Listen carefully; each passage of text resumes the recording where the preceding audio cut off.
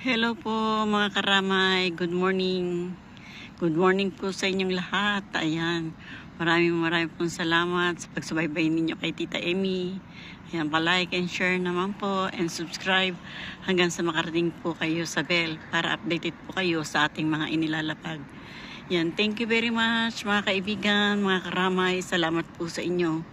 Muli po natin ipagpapatuloy ang istorya ng buhay ni Tita Emmy. Ayan, yung nakaakit na po siya sa barko hanggang sa nakababa po siya sa Maynila. Ayan, good morning po sa inyo. Hindi na nakapagsalita ng diretso si Tita Emmy. Buntong hininga po muna tayo. Ayan, bago natin umpisahan ang ating istorya. Yun nga po, naisip ko po yung habang tumatakbo yung barko, naalala ko po yung kuya ko na pagdating ko sa Maynila, alam kong hindi ko na po siya aabutan. Ayun, nakababa na po tayo sa Maynila hanggang sa nakasakay na po tayo ng taxi at hanggang sa nakita ko na po yung mga magulang ko na sila iyak ng iyak, pati ang aking mga kapatid nang makita po nila ako. Ayan, halo pong tuwa at lungkot ang nangyari nung mga araw na yun. Bueno, pero tumakbo po ang buhay, dumakbo po ang araw, tumakbo po ang buwan. Dumating po ako sa Maynila ng January, hindi ko na po masyadong matandaan, pero alam ko po dumating ako ng January kasi December ko po natanggap ang telegrama. Yun, pagdating dumaan po ang mga buwan, nagtrabaho po ang asawa ko, nagtrabaho din po ako, nangupahan po kami ng bahay.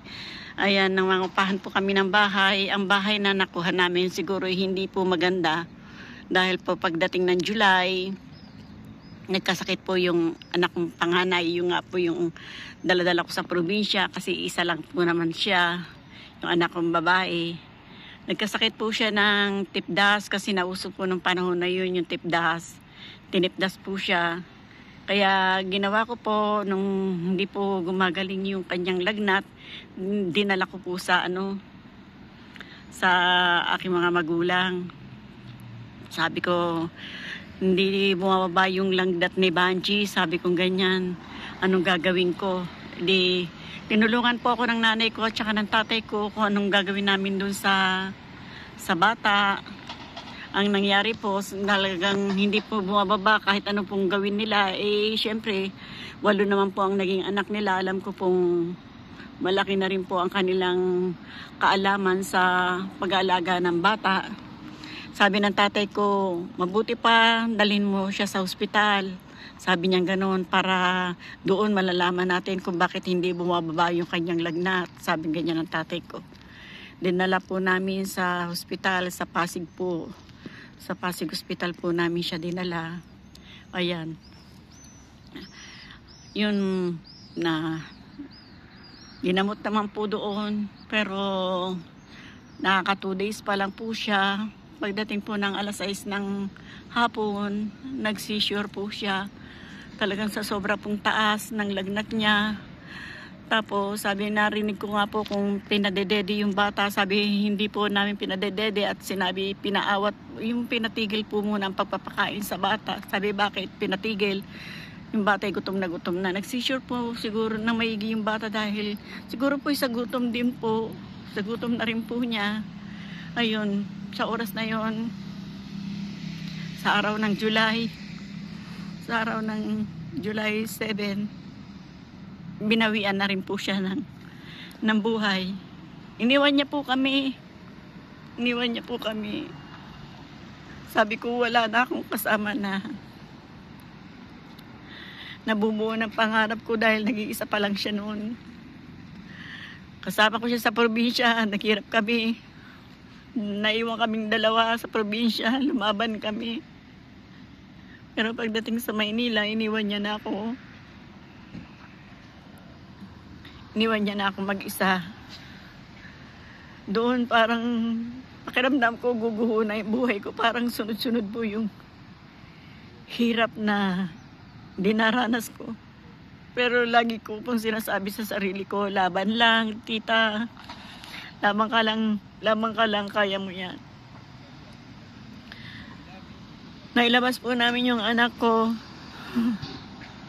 Naiuwi po namin sa bahay ng tatay ko. Doon po namin siya ibinurol. Binurol po namin siya doon. Dahil talagang sobra pong kahirapan namin mag-asawa. Wala po kaming pampalibing. Pero sa awa naman po ng Diyos, yung ninong namin sa kasal. Siya po ang nagasikaso ng libing ng anak ko. Yung ninong namin sa kasal.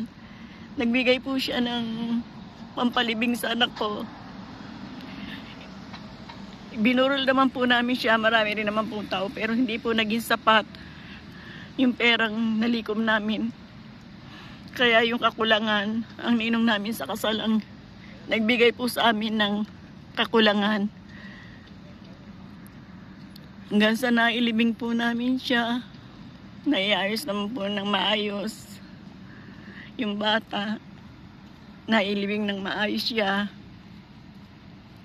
Hindi ko po alam na nung nagkasakit siyang yun buntis na rin po ako ng 2 buwan. Sa panganay ko ngayon, sabi ko ganyan, may blessing na naman na dumating sa akin. Talagang mabuti rin po ang Panginoon at hindi rin po niya ako napapabayaan. Ayun po, although nagkaroon ako ng blessing, nagkaroon na naman po ako ng problema. Dahil sa pagkamatay po ng anak ko, lagi po kami nag-aaway ng asawa ko dahil sa pagkamatay po niya, bawat isa nagsisisihan kung bakit siya namatay. Siguro po sa mag-asawa, hindi maiiwasan yung ganon.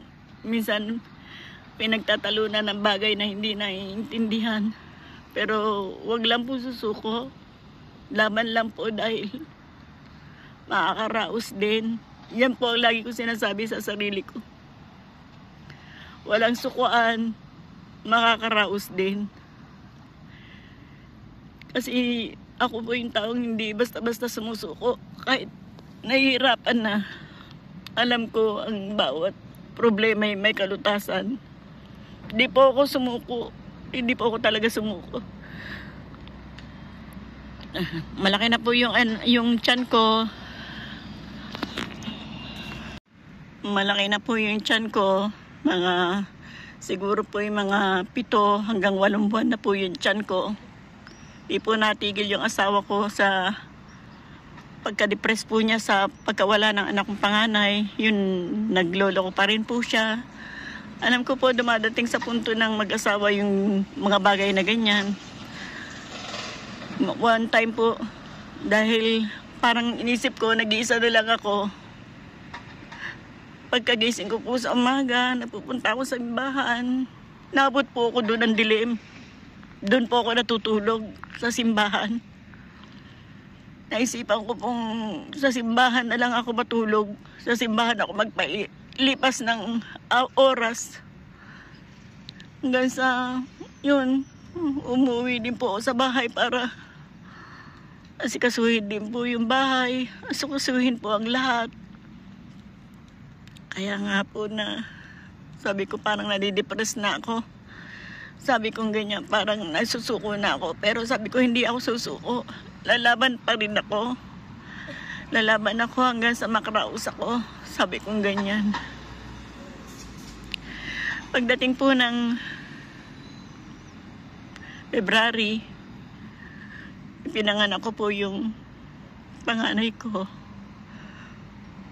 Naka-1 taon na rin po kami sa Maynila kasi January kami dumating. February po nanganak na ko.